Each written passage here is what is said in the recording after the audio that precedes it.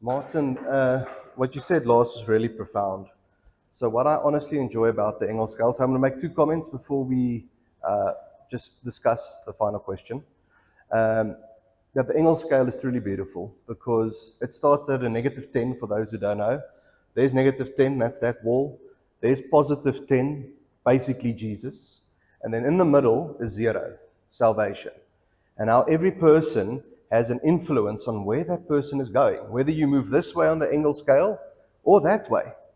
The way we disciple people, you can take them both ways, and that's sad because it can, and that shows the seriousness of discipleship.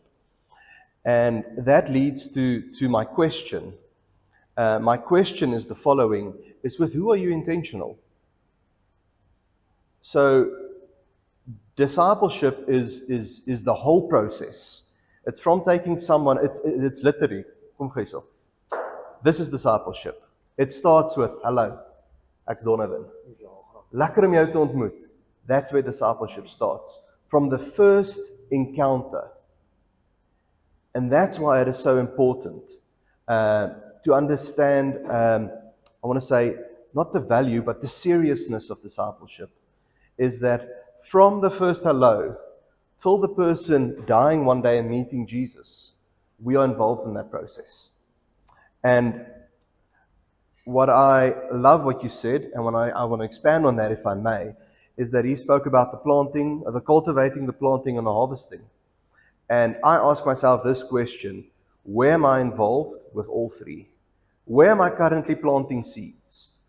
Hello, I'm Donovan, nice to meet you.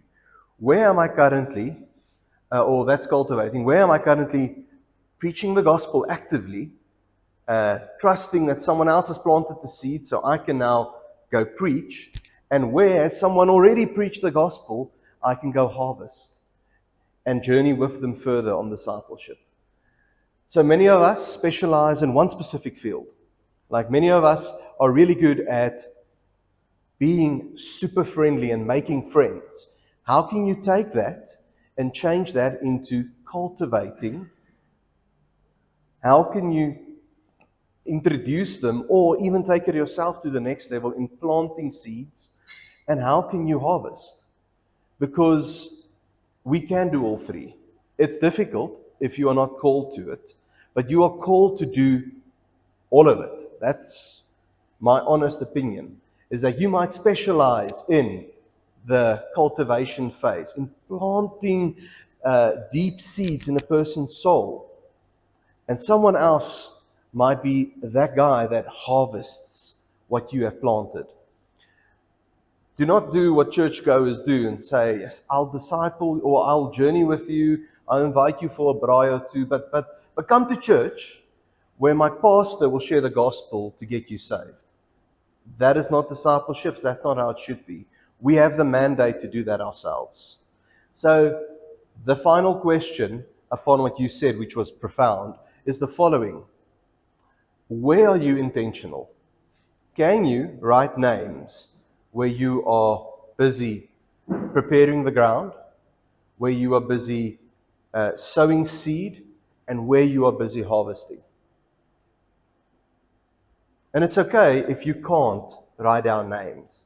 The challenge is to go and to write down names and to take whatever you've learned today and show, I want to say, the people around you. There are believers around us that just believe for the sake of believing.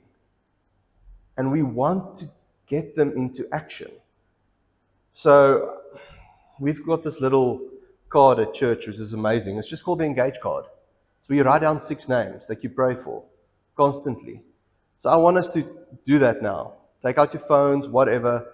Write down names that you are intentional with currently. And if you do not have names, write down names by faith who you are going to be intentional with in discipling. Okay, it is of vital importance that we leave today knowing that we are capable of doing this. It's difficult, but it's not complicated. It's relationships which makes it difficult. But honestly, it's not complicated. Same old boring strokes. Okay. Can you quickly